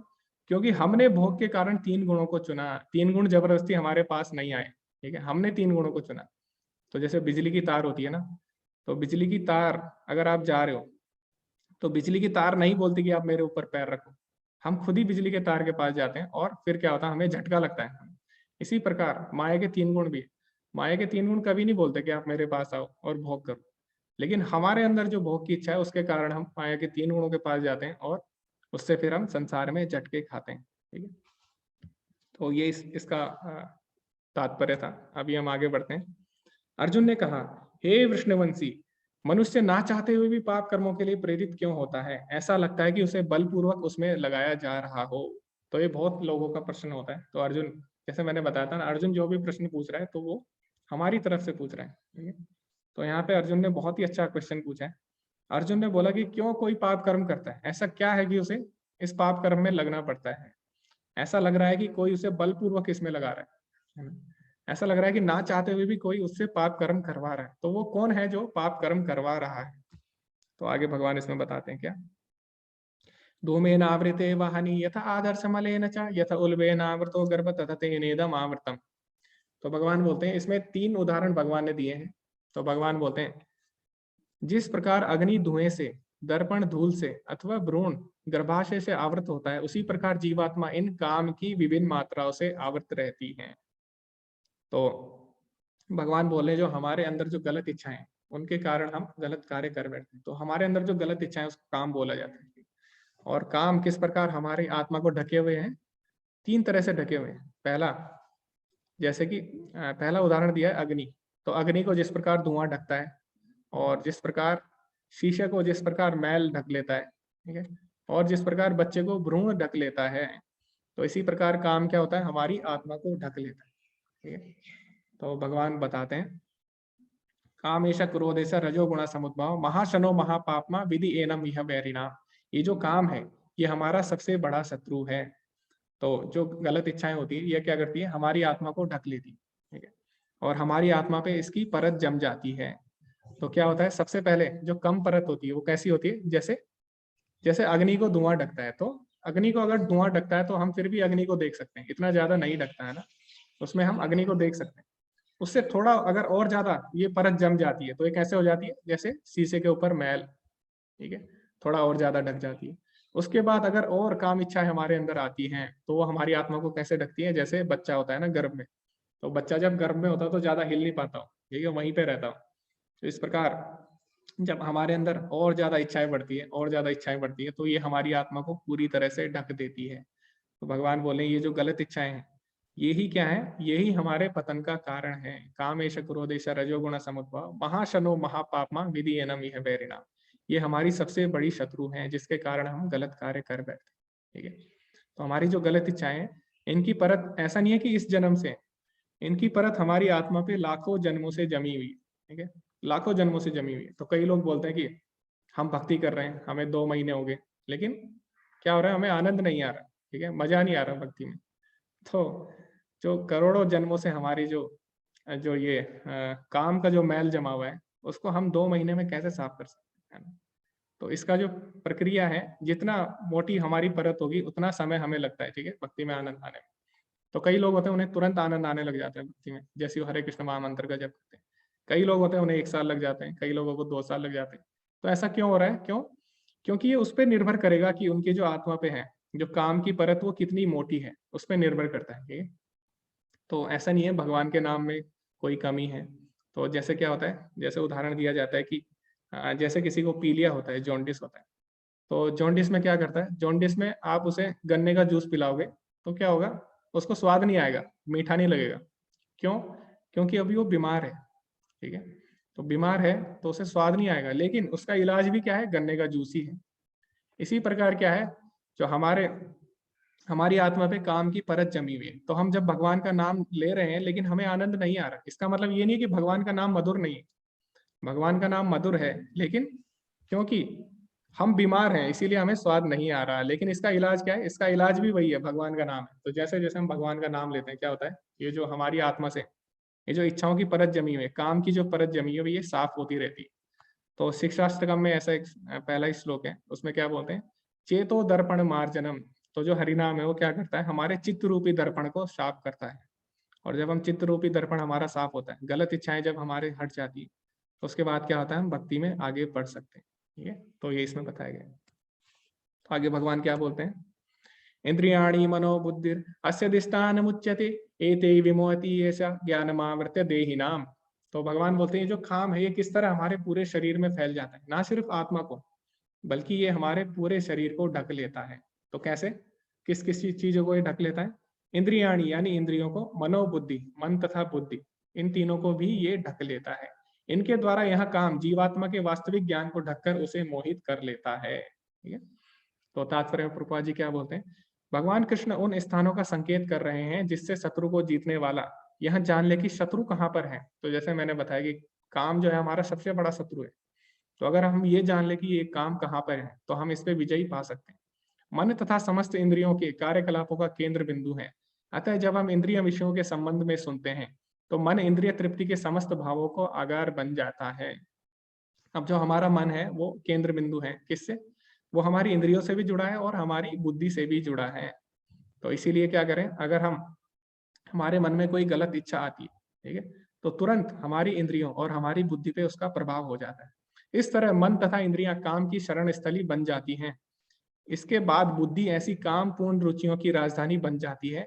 बुद्धि आत्मा की निकटतम पड़ोसन है। काममय बुद्धि से आत्मा प्रभावित होती है, जिससे उसमें अहंकार उत्पन्न होता है और वह पदार्थ से तथा इस प्रकार मन तथा इंद्रियों से अपना तादात्म्य कर लेता है। आत्मा को बौद्धिक इंद्रियों का भोग करने की लत पड़ जाती है, जिससे वह वास्तविक सुख मान बैठता है। तो क्या होता है, जैसे हमारे मन में भोग की इच्छा आती है, ठीक है, गलत इच्छा आती है, तो क्या होता है, तुरंत हमारी इंद्रियां और बुद्धि उसमें लग जाती है उसको पूरा करने में। तो इससे क्या होता है, इससे हमारी बुद्धि प्रभावित होती है और जो बुद्धि है वो आत्मा के सबसे निकट है। तो आगे हम देखेंगे कैसे, आगे एक चित्र भी हम दिखाएंगे। तो क्योंकि जो बुद्धि है वो आत्मा की सबसे निकट है, तो क्या होती है, वो जो काम है वो आत्मा को भी ढकना आरंभ कर देता है। ठीक है, और जब आत्मा ढक जाती है काम से तो वह अपने आप को पदार्थ समझ बैठती है, यानी उसके अंदर मिथ्या अहंकार आ जाता है। तो आत्मा क्या है वास्तव में, आत्मा परमात्मा का अंश है, भगवान का अंश है। लेकिन अब जैसी काम की जो परत जम जाती है उस पे, उसके कारण वो अपने आप को शरीर समझ बैठती है। ठीक है, और इसके कारण जैसे आपने समझा कि हम शरीर नहीं है, हम क्या है, जैसे आपने समझा कि हम शरीर हैं, आत्मा नहीं है, तो उससे क्या होता है, भोग हमारा और बढ़ जाता है। तो अगर जब हमें पता है कि हम क्या है, शरीर हैं, आत्मा नहीं है, तो हम शरीर पे ध्यान देते हैं और शरीर के भोगों को और ज्यादा बढ़ा देते हैं। इस प्रकार जो ये परत है ये और ज्यादा बढ़ती रहती है। ठीक है, तो यहाँ पे आप देख सकते हैं चित्र में। तो इसकी उपमा किससे दी गई है, जो हमारी इंद्रियां हैं, 5 इंद्रियां हैं, उसकी उपमा दी गई है 5 घोड़ों से। 5 घोड़े हैं और जो उनकी लगाम है वो क्या है, मन। तो मन क्या करता है, मन हमारी 5 इंद्रियों को वश में करता है। 5 इंद्रियां किसके वश में है, मन के। ठीक है, तो जैसे घोड़े होते हैं, घोड़ों की लगाम जो होती है, घोड़े किसके वश में होते हैं, लगाम से। लेकिन लगाम को कौन चलाता है, लगाम को सारथी चलाता है। तो सारथी कौन है यहाँ पे, बुद्धि। ठीक है, तो बुद्धि मन को कंट्रोल करती है ना, और मन क्या करता है, मन इंद्रियों को कंट्रोल करता है, मन इंद्रियों को नियंत्रित करता है। और जैसे कि हमने देखा था ना, बुद्धि जो है आत्मा की निकटतम है। ठीक है, तो अगर हमारी बुद्धि भ्रमित हो जाती है तो आत्मा, अगर हमारी बुद्धि में पहले हमारे मन में गलत इच्छा आती है और इंद्रियों के द्वारा हम उसे पूरा करना चाहते हैं, ठीक है, और इससे क्या होता है, हमारी बुद्धि मोहित हो जाती है और जिससे आत्मा के ऊपर परत जम जाती है। ठीक है, और इस प्रकार ये परत जमती जाती है, जमती जाती है, जमती जाती है, और हम क्या समझ बैठते हैं, हम अपने आप को शरीर समझ बैठते हैं। ओके, तो यहाँ पे अलग अलग स्तर हैं। तो सबसे पहले दैहिक स्तर है, जिसमें हम क्या करते हैं, अपने आप को शरीर समझ बैठते हैं, है ना।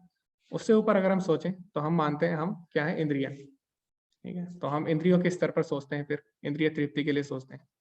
उसके बाद है मानसिक स्तर। तो मानसिक स्तर में क्या होता है, हम चिंतन करना आरंभ करते हैं। ठीक है, इंद्रियों से ऊपर क्या है, मन। तो जो जानवर है वो भी दैहिक स्तर पर सोच सकता है, अपनी देह के लिए वो सोच सकता है ना। और वो भी क्या करता है, वो भी इंद्रिय तृप्ति के विषयों में सोच सकता है। अलग अलग तरह के विचार उसके मन में आ सकते हैं इंद्रिय तृप्ति के लिए। और फिर उसके बाद आता है मानसिक स्तर, यानी मन ये सोचता है कि किस तरह से मैं इंद्रिय भोग करूं। तो उसके लिए क्या करता है, वो अलग अलग तरीके से कार्य करता है। तो ये तीनों स्तर है, ये क्या होता है, मनुष्य और जानवरों में समान है, ठीक है। जानवर भी अपना दिमाग लगाता है कैसे भोग करे। जैसे बिल्ली होती है, तो बिल्ली अगर किचन में जाती है तो चुपचाप जाती है, किसी को पता ना लगे। तो उसके अंदर भी भोग करने की इच्छा है, और वो भी क्या करती है, वो भी सोच पाती है, ठीक है, वो भी मानसिक स्तर पे है, तो इसमें कोई बड़ी बात नहीं है। तो ये तीनों क्या है, ये तीनों जानवरों में और मनुष्यों में समान है। इससे ऊपर क्या है, लेकिन इससे ऊपर आता है प्रज्ञात्मक स्तर या फिर बौद्धिक स्तर, इसको हम बोलते हैं। तो बौद्धिक स्तर में हम जिज्ञासा करते हैं कि सही क्या है, गलत क्या है। तो ये जो तीनों स्तर है, यहाँ तक हम समान रहते हैं, ठीक है। तो जानवर भी अपने शरीर के बारे में सोचता है, ठीक है, अपनी इंद्रिय तृप्ति के बारे में सोचता है, और वो भी अलग अलग तरीके से अपना दिमाग लगाता है ना, कि किस तरह मैं इंद्रिय भोग करूँ, ठीक है, और अपनी रक्षा करता है वो भी। तो जैसे कुत्ता है, कुत्ते को आप अगर पत्थर दिखाओगे तो कुत्ता भाग जाता है, यानी उसके अंदर भी है अपनी रक्षा की जो भावना। लेकिन इससे ऊपर जो सोच सकता है वो केवल मनुष्य ही सोच सकता है कि आखिर दुखों का कारण क्या है, ये दुख आ क्यों रहे, और इससे इसका परमानेंट सॉल्यूशन क्या है, ठीक है, इससे हम बाहर कैसे निकल सकते हैं। तो इसको बोलते हैं प्रज्ञात्मक स्तर। और इससे ऊपर क्या है, आध्यात्मिक स्तर। तो जब वो इस प्रकार मनुष्य जिज्ञासा करता है तो वो किस तक पहुंच जाता है, आध्यात्मिक स्तर पर। और उसे पता लगता है कि मैं शरीर नहीं हूं, मैं आत्मा हूं। तो उस हिसाब से वो कर्म करता है, ठीक है। तो हमारे जीवन में अगर कोई परेशानी आती है, तो अगर हम इन स्तरों पे सोचेंगे, नीचे वाले स्तरों पे रहकर अगर हम सोचेंगे, ठीक है, तो क्या होता है, हम उस परेशानी को हल नहीं कर पाएंगे। तो जैसे हमारे जीवन में जो समस्या आती है, हमें अगर उससे ऊपर उठ के अगर हम सोचेंगे, तभी हमें वो समस्या आसान लगेगी और तभी हम उसको हल आसानी से कर पाएंगे, ठीक है। तो जब हम आध्यात्मिक स्तर पर पहुंच जाते हैं, तो वास्तव में जो भी हमारी जितनी भी समस्या आ रही है वो 3 स्तरों तक रहती है, ठीक है, दैहिक, इंद्रिय और मानसिक स्तर तक। तो अगर हम आध्यात्मिक स्तर पर रहते हैं तो हम इन जो समस्या है इनको हम आसानी से पार कर सकते हैं, ठीक है। तो जब भी हमारे जीवन में कोई समस्या आती है तो इसमें हम विचलित नहीं होते, जब हम इस पे पहुंच जाते हैं आध्यात्मिक स्तर पर, ठीक है। लेकिन जब तक हम अपने आप को शरीर, इंद्रियां और मन मान बैठेंगे, तब तक क्या होगा, हम परेशान ही रहेंगे, ठीक है, क्योंकि हम इससे ऊपर नहीं उठे अभी। तो इससे ऊपर उठ के हम जब चीजों को देखते हैं तो क्या होता है, हम उससे ज्यादा विचलित नहीं होते। तो भगवान ऐसे बताते हैं क्या, शीतोष्ण सुख दुखेशु तथा मानापमान। तो जब हम भक्ति में आते हैं तो क्या होता है, शीत उष्ण यानी सर्दी गर्मी, ठीक है, मान अपमान, है ना, सुख दुख, इससे क्या होता है, हम विचलित नहीं होते और हम अच्छे से जीवन में फैसला ले पाते हैं। इसीलिए हमें क्या करना चाहिए, हमें प्रयास करना चाहिए कि हम इससे ऊपर उठें, मानसिक स्तर से ऊपर उठें, हम जिज्ञासा करें, भगवान के बारे में जानें, ठीक है, और सृष्टि के बारे में जानें और जीवन का उद्देश्य जानें, और हम आध्यात्मिक स्तर पर पहुंचे। ओके, आगे अब हम बढ़ते हैं। तो आगे भगवान क्या बोलते हैं, इसीलिए हे भरतवंशियों में श्रेष्ठ अर्जुन, प्रारंभ में ही इन इंद्रियों को वश में करके इस पाप का महान प्रतीक यानी काम का दमन करो और ज्ञान तथा आत्म साक्षात्कार के इस विनाशकर्ता का वध करो।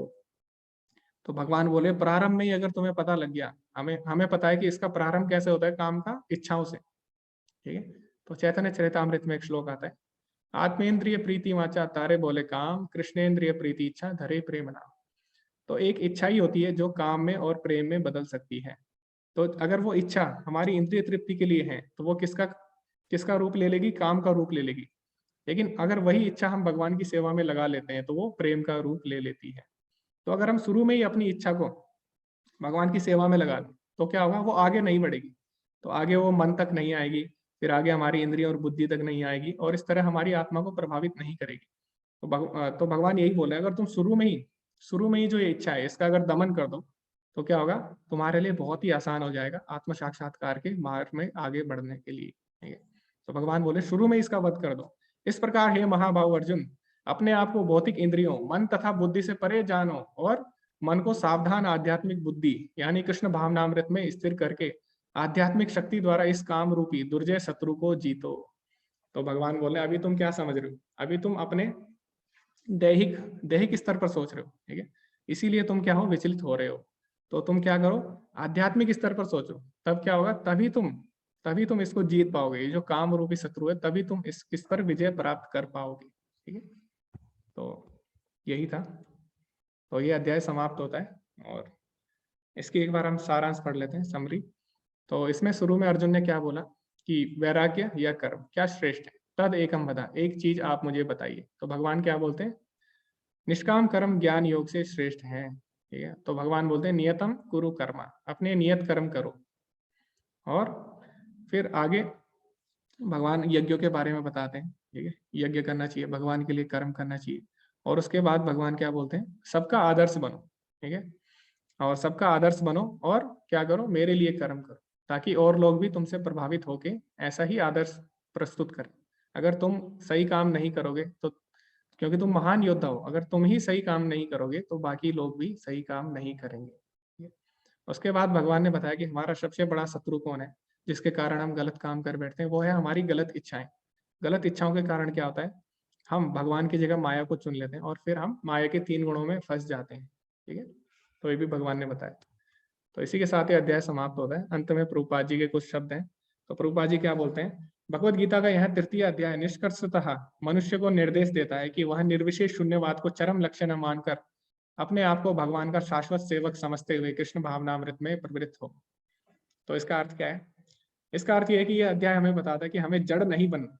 ठीक है, पत्थर की तरह में बैठ नहीं जाना। जैसे अर्जुन ने क्या सोचा, अर्जुन ने सोचा कि मैं युद्ध छोड़ के क्यों ना मैं एकांत में चले जाऊं। ठीक है, एकांत में मैं भक्ति करूं। तो इसमें ये हमें संदेश मिलता है कि हमें जड़ता नहीं लानी चाहिए मन में। ठीक है, हमें क्या करना चाहिए, भगवान के लिए कर्म करना चाहिए, भगवान की सेवा करनी चाहिए। तो इसीलिए भगवान अर्जुन को बोलते हैं कि युद्ध करो। ठीक है, और आगे क्या होता है, भौतिक जीवन में मनुष्य काम तथा प्रकृति पर प्रभुत्व पाने की इच्छा से प्रभावित होता है। तो मनुष्य क्या करता है, काम के कारण प्रकृति का भोग करना चाहता है। प्रभुत्व तथा इंद्रिय तृप्ति की इच्छाएं बद्ध जीव की परम शत्रु हैं, किंतु कृष्ण भावनामृत की शक्ति से मनुष्य इंद्रियां, मन तथा बुद्धि पर नियंत्रित कर सकता है। तो मैंने बताया था ना, हमारी इच्छा अगर हम भगवान की सेवा में लगाएं तो वो क्या होता है, उससे जो काम रूपी शत्रु है वो हमारी आत्मा तक नहीं पहुंच पाता, उसका हम दमन कर सकते हैं। इसके लिए मनुष्य को सहसा अपने नियत कर्मों को बंद करने की आवश्यकता नहीं है। तो इसका मतलब ये नहीं है कि हम कर्म करना ही छोड़ दें। ठीक है, हमें क्या करना है, अपने कर्म को अभी तो धीरे धीरे कृष्ण भावनामृत विकसित करके भौतिक इंद्रियों तथा मन से प्रभावित हुए बिना अपने शुद्ध स्वरूप के प्रति लक्षित स्थिर बुद्धि से दिव्य स्थिति को प्राप्त हुआ जा सकता है।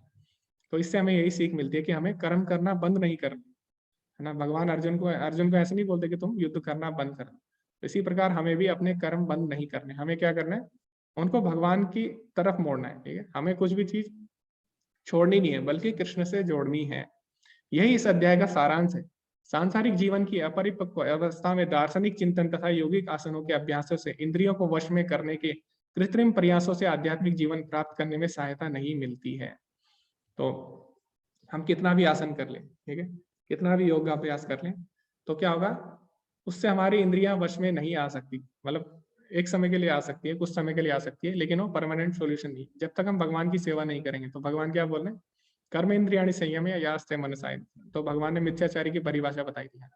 तो मिथ्याचारी क्या होते हैं, वो आर्टिफिशियली कृत्रिम तरीके से अपनी इंद्रियों को वश में करना चाहते हैं।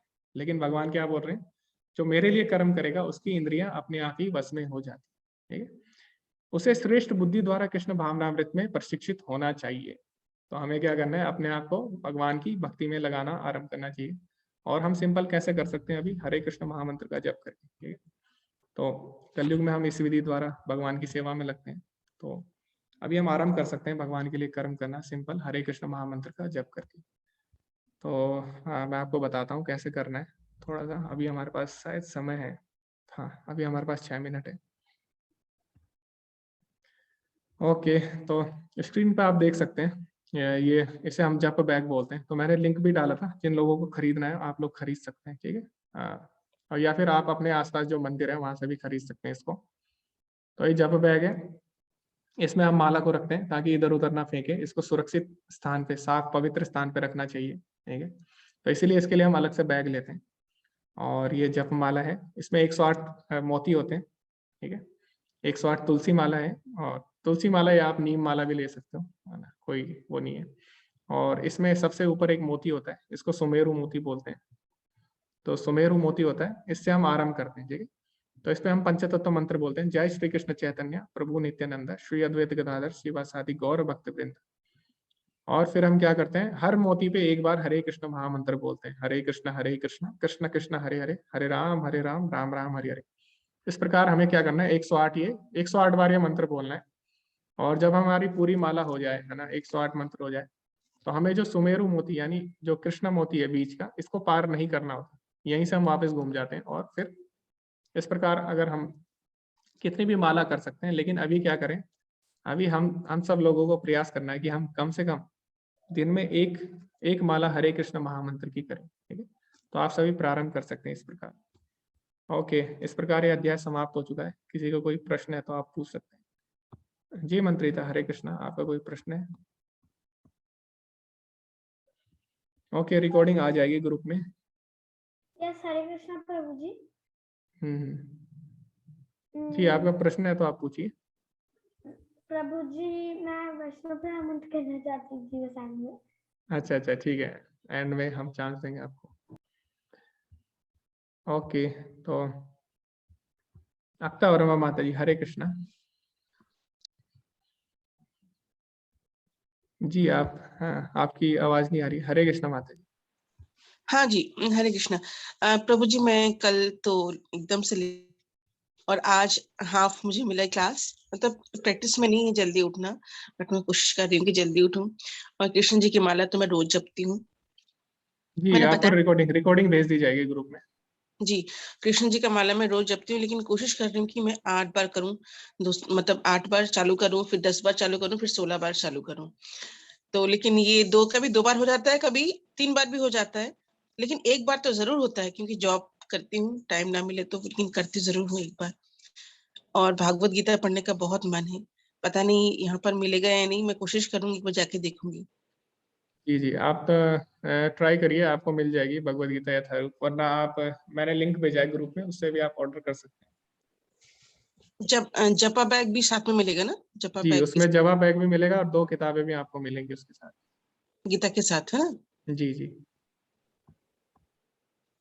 हरे कृष्ण माता जी। हरे कृष्ण। ओके, आगे हम बढ़ते हैं। जी नदिया माता जी, हरे कृष्ण। हरे कृष्णा गुरु जी। जी माता जी। जी प्रभु जी, हम भगवान जी को भोग लगा के तो प्रसाद खाते हैं, पर जो उस टाइम भोग बनाते हैं तो मन में ये नहीं चलता कि भगवान जी के लिए बना रहे हैं। तो क्या ये हमारा कृष्ण भावना भावित कर्म के अंदर आएगा, इंद्रिय तृप्ति में आएगा? हाँ, वो इंद्रिय तृप्ति में आ जाएगा, क्योंकि भगवान के लिए हम भोग बनाते हैं, तो हमारी जो उस टाइम जो हमारी कॉन्शियसनेस होती है, यानी हमारी चेतना क्या है, वो भी निर्भर करती है उसमें। जैसे कि बाहर के लोग अगर बनाते हैं, ठीक है, तो बाहर से हम क्यों नहीं चढ़ाते भगवान को खाना, क्योंकि हमें पता नहीं है ना उनकी चेतना कैसी है। ये तो घर में भी इसीलिए हम, जैसे घर के भी कार्य करते तो भगवान को अर्पित है, पर उस टाइम जब कार्य कर रहे होते हैं तो भगवान का चिंतन नहीं चलता रोज ही। जी कोई बात नहीं माता जी, हम प्रैक्टिस करेंगे तो हो जाएगा। शुरू में तो मुश्किल होता है, तो धीरे धीरे प्रैक्टिस करेंगे तो हो जाएगा। तो इस समय इंद्रिय तृप्ति में आएगा ना गुरु जी कार्य, तो जो भी कर रहे हैं? जी। ठीक है जी, हरे कृष्ण। ओके माता जी, हरे कृष्ण। ओके, हरे कृष्णा ओम प्रभु जी। हरे कृष्णा। जी प्रभु अच्छा, जी। हम जो काम करते हैं हम उसे माया के 3 गुणों से जोड़ते हैं।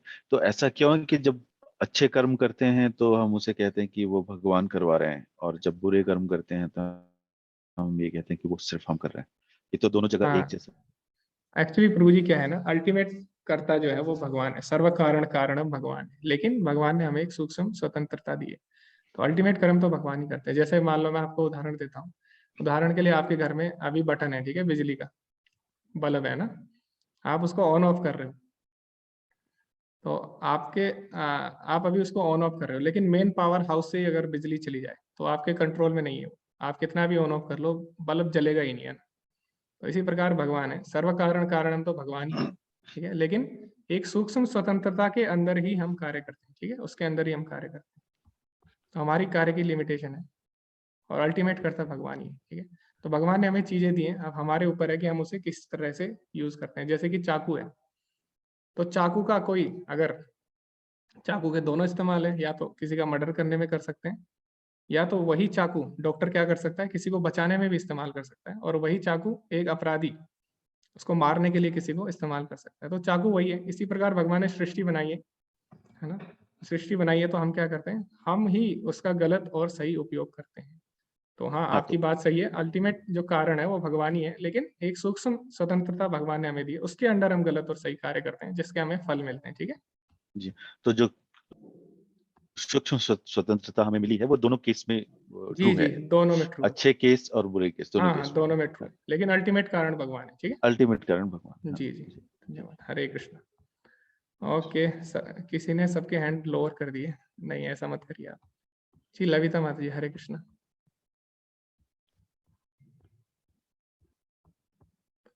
जी लविता माता जी अनम्यूट करिए। हरे कृष्णा। हरे कृष्णा प्रभु जी। जी माता जी बोलिए। ये प्रभु जी अभी भी माता जी ने पूछा कि जब हम खाना बनाते हैं जी जी वो इंद्रिय तृप्ति में आता है, हाँ क्यों नहीं आता। तो उसके मन में खाना बनाए कि नहीं हमें शुद्ध भाव से शुद्ध वस्त्र पहनकर शुद्ध होके सब खाना है, क्योंकि हमें भगवान जी को भोग लगाना है। फिर तो नहीं वो आएगा वो। भगवान जी के लिए भोग बनता है, वो इंद्र तृप्ति में नहीं आता है। नहीं वो इंद्रिय तृप्ति में क्यों आ रहा है, वो तो आप भगवान के लिए कर रहे हो ना। जैसे हम 3 टाइम घर में खाना बना रहे हैं और हमारे दिमाग में है कि हम मंत्र भगवान जी का जो महामंत्र है उसका जब साथ साथ कर रहे हैं, और साथ साथ में हमें ये ध्यान आ रहा है कि नहीं नहीं हमें शुद्ध भाव से बनाना है, हाँ हाँ क्योंकि हमें ये भगवान जी को पहले भोग लगाना है। फिर नहीं आएगा माता जी 3 गुणों में। फिर आप भगवान के लिए कार्य कर रहे हो ना, वो कैसे फिर 3 गुणों से ऊपर हो गया। ठीक है, हरे कृष्णा। ठीक है प्रभु जी। जी माता जी। जी। ओके, तो आप सभी लोग जो भी को-होस्ट हैं आप क्या करिए, आप अनम्यूट कर दीजिए। ठीक है, आप सॉरी म्यूट कर दीजिए, वरना आप हैंड किसी का नीचे मत करिए, क्योंकि मुझे अभी सर्च करना पड़ेगा फिर अनम्यूट करने के लिए। ओके जी पूजा माता जी हरे कृष्णा। हरे कृष्णा माता जी अनम्यूट करिए। पूजा माता जी हरे कृष्णा। जी माता जी बोलिए।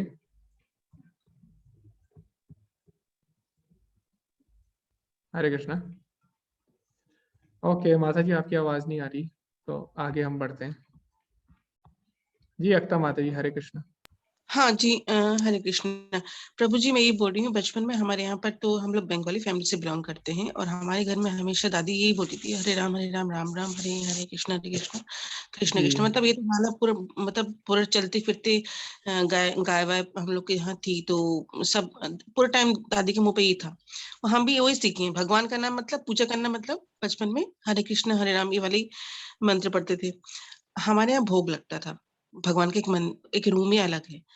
अब बहुत टाइम हो गया, मेरी शादी वादी हो गई, मैं यहाँ एमपी में आ गई।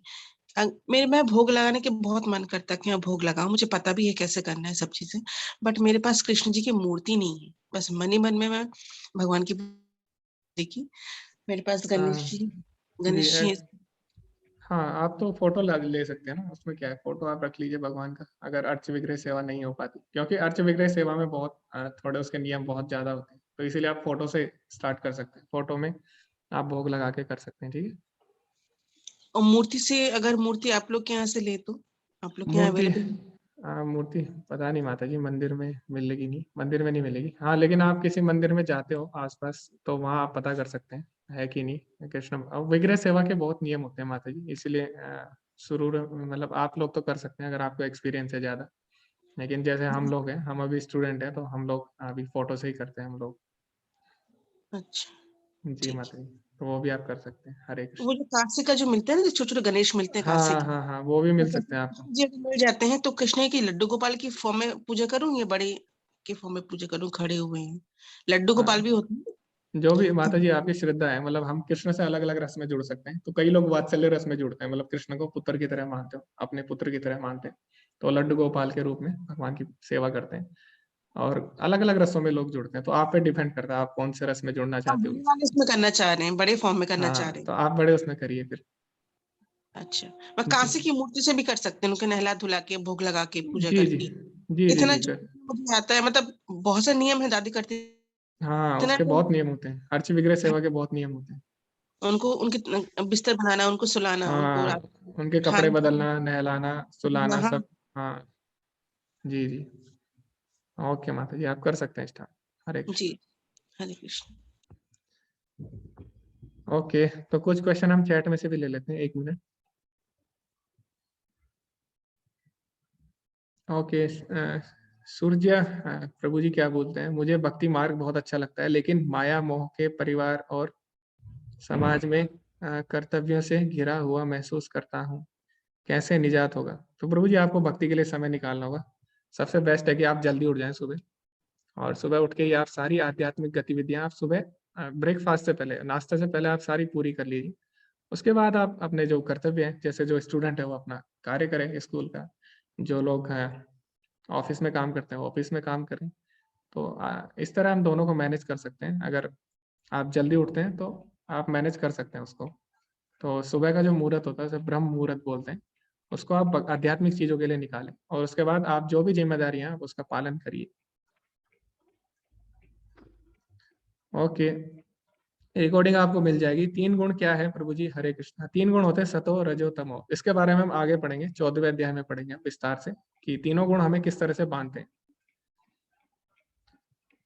ओके, कर्मों को भगवान को अर्पण कैसे करें? प्रश्न यह है कि हमारे सारे कर्म शुद्ध तो नहीं है। मैंने बताया ना आपको, भक्ति का जो मार्ग है उसमें जरूरी नहीं हम शुरू में बिल्कुल शुद्ध हों तब हम भक्ति करें। अगर हम भक्ति कर रहे हैं, प्रैक्टिस कर रहे हैं, अभ्यास कर रहे हैं, तो अभ्यास करते करते ही हम शुद्ध होते रहते हैं। ठीक, तो भक्ति की यही विशेष बात है, इसमें भक्ति करते करते ही आप शुद्ध हो जाओ।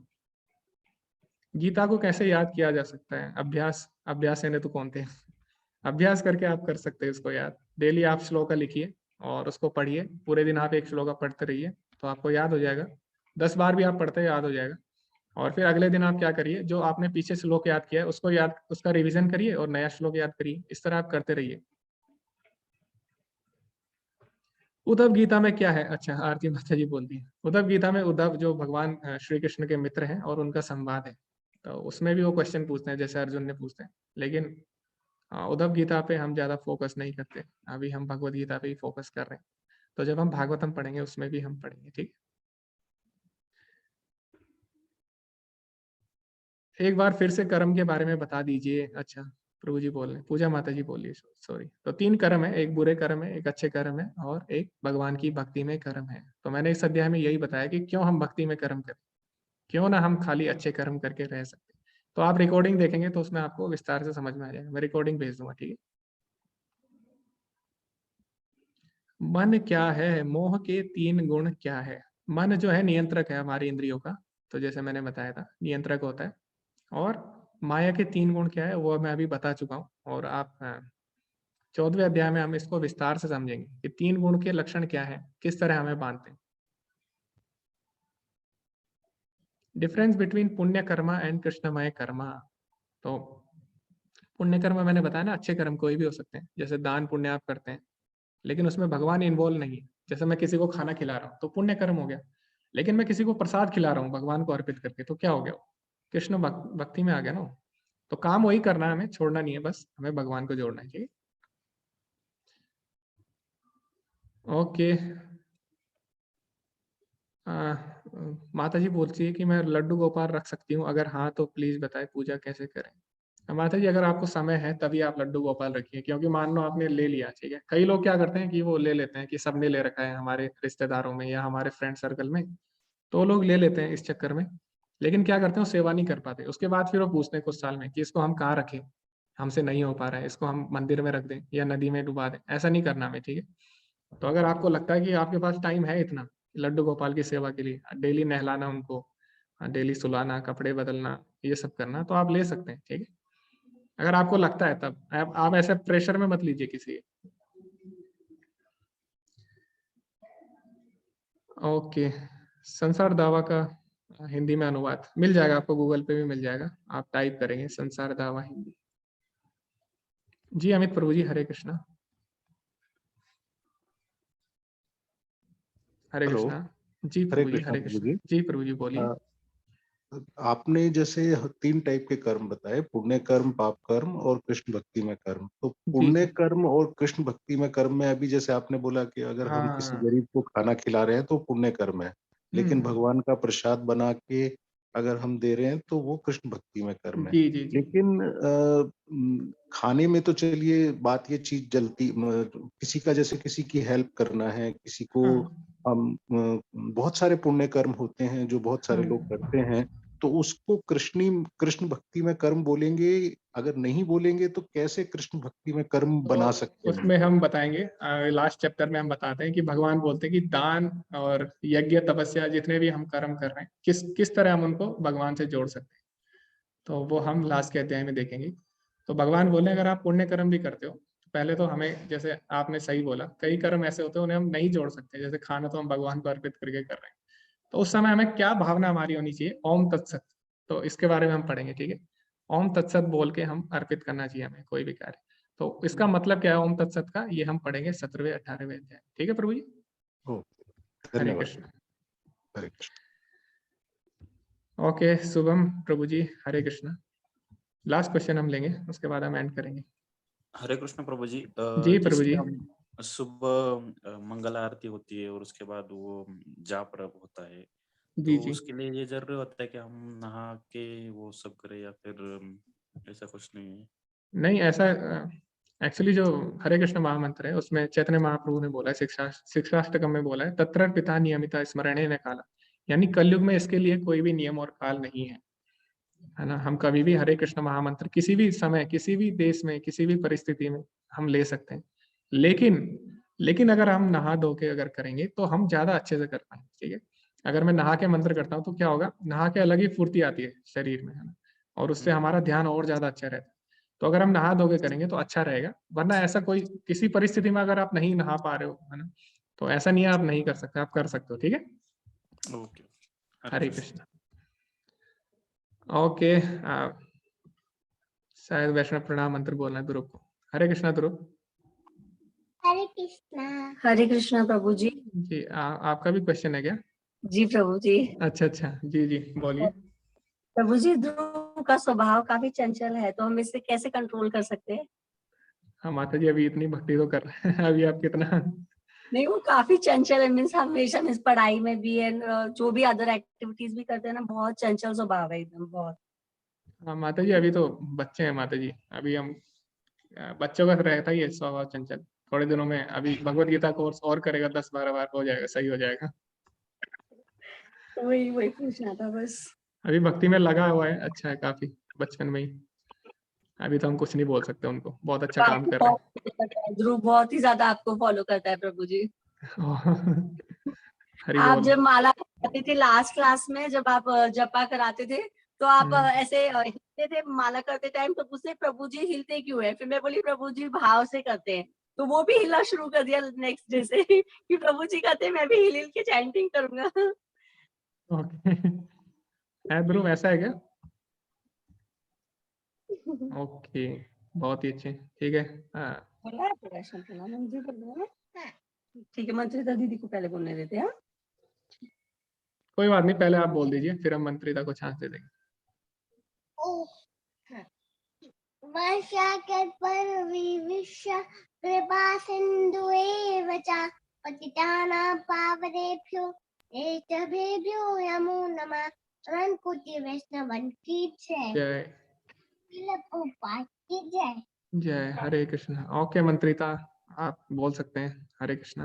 प्रभु जी। वाञ्छत्कल्पतरुभ्यश्च कृपा सिन्धुभ्यैव च पतितानां पावनेभ्यो वैष्णवेभ्यो नमो नमः। अनंत कोटि वैष्णव वृंद की जय। जय श्रील प्रभुपाद जी की जय। जय। हरे बहुत ही अच्छे, हरे कृष्णा। तो इसी के साथ हम इस अध्याय का अंत करते हैं, आज के सत्र का। तो धन्यवाद आप सभी का। हरे कृष्ण।